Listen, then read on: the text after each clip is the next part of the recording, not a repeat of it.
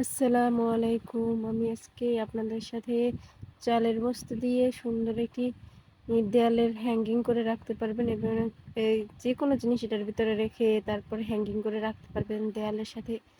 আমি বানিয়ে আপনাদের খুব সহজেই বানিয়ে দেখাবো। এটার নাম কি আসলে এটা আমি নিজেও জানি না। কেউ জানলে আমাকে কমেন্ট করে অবশ্যই জানাবেন। প্রথমে আমি ২ টুকরা কাপড় চালের বস্তা নিয়েছি। ১ টুকরা বড় আর ১ টুকরা হচ্ছে তার থেকে হাফ পরিমাণ। এখন আমি একটাকে মাঝখানে দিয়ে উল্টো করে ২ ভাঁজ করে, একটি ছোট করে একটু বড় করে নিয়ে ৩ পার্ট করে ৩ পার্টে ভাঁজ করে নিয়েছি। দেখুন আমি কি সুন্দর করে পিন মেরে নিয়েছি যাতে এটা নড়াচড়া না করে। তারপরে আমি যেভাবে আমরা খুব সহজে লক সেলাই দেই, দেখুন আমি কিভাবে লক সেলাই দিচ্ছি। ওভাবে করে লক সেলাই দিয়ে নিচ্ছি। দেখুন কোনোভাবে ঝুলবে না। তারপর মাথাটাকে আমি ত্রিভুজ আকৃতি করে নিয়েছি যাতে সুন্দর করে দেখা যায়, সেজন্য এটাকে আমি সুন্দর করে কাঁথা স্টিচের মতো করে সেলাই করে দিচ্ছি যাতে ওইটা ছুটে না আসে। তারপর অন্য সাইডগুলো দেখুন সুন্দর করে বোটে আমি ভাঁজ করে সুন্দর করে কাঁথা এই লক সেলাইগুলো দিয়ে নিলাম। এ পর্যায়ে দেখুন কত সুন্দর রেডি হয়ে গেছে। এখন আমি এটাকে এমব্রয়ডারি করে দেখাবো। প্রথমে কিছু পাটের চালের বস্তা থেকে পাটের রশি খুলে নিয়েছি, তার সাথে সুতা মিশিয়ে আমি গাছের মতো করে দিব। দেখুন এখন এক গুছা নিয়েছি, তারপরে আমি মাথা থেকে যাব আর কিছুটা আলাদা করতে করতে ডালের মতো করে আমি করে দিব। একটা পেঁচ দিয়ে নিচ্ছি। পেঁচ দিয়ে নিলে এটা সুন্দর ডালের মতো দেখা যাবে। আমি ৩টা ভাগ করে ভাগ করে নিয়েছি। দেখুন এগুলা সুন্দর করে ডালের মতো হবে। একটু মরিয়ে দিতে হবে যাতে এটা ছুটে না আসে, বা পাটের রশি তো চিকন থাকে। দেখুন আমি সুন্দর করে সেলাই করে নিচ্ছি। পেঁচ দিয়ে সেলাই করে নিচ্ছি। আপনারা এভাবে সুন্দর করে পেঁচ দিয়ে সেলাই করে নেবেন। দেখুন এখন আমি ফুল দিব। ফুলগুলোর লেজি-টেজি দিয়ে সুন্দর করে মাধবীলতা ফুলের মতো করে দিয়ে দিচ্ছি। আমি এখানে লাল সুতা ব্যবহার করেছি। লাল সুতাটা খুব সুন্দর এটার সাথে জেগে থাকে, বা এটার লাইট কালার হয়ে থাকে সুন্দর। আমি প্রতিটা ডালের মাথায় একটা থোকের মতো করে ৪টা ৫টা করে ফুল দিয়ে দিব যাতে এটা সুন্দর দেখা যায়।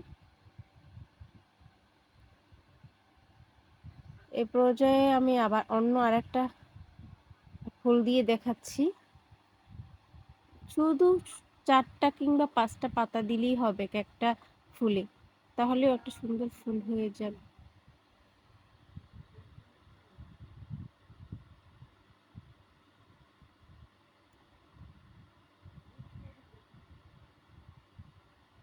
এ পর্যায়ে আমি একটা পাতার কাজ দেখাবো। পাতাগুলো আমি একটু বড় দিয়েছি। প্রথমে আমি ছোট পাতা দিয়ে ট্রাই করেছিলাম, ওই টিউটোরিয়ালটা আপনাদের সাথে শেয়ার করিনি।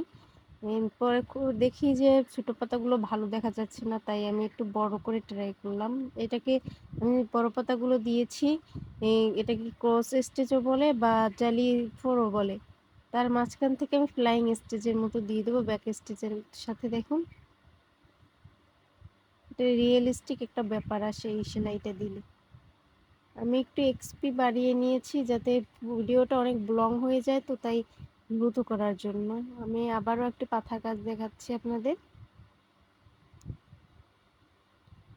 খুব তাড়াতাড়ি করে আমি আপনাদের সাথে পাতার কাজগুলো শেয়ার করতেছি। আপনারা না বুঝলে আমাকে বলবেন, আমি অবশ্যই আলাদা করে আপনাদের সাথে শেয়ার করব।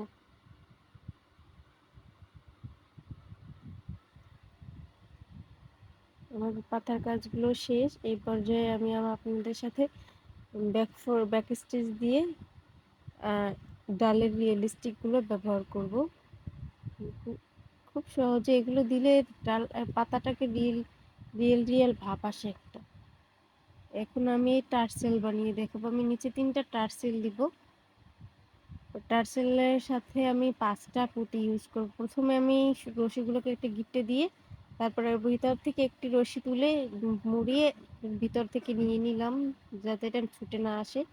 আমি 5টা পুঁতি লাগিয়ে নিব।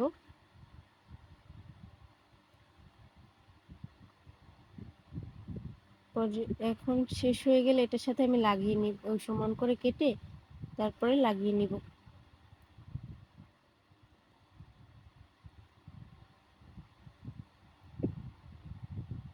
আমি চেষ্টা করেছিলাম পুঁতির ভিতরে থেকে নিচের দিকে নামিয়ে দিতে, কিন্তু স্পেস ছিল না, তাই আমি ভিতরের দিকে নিয়েছি।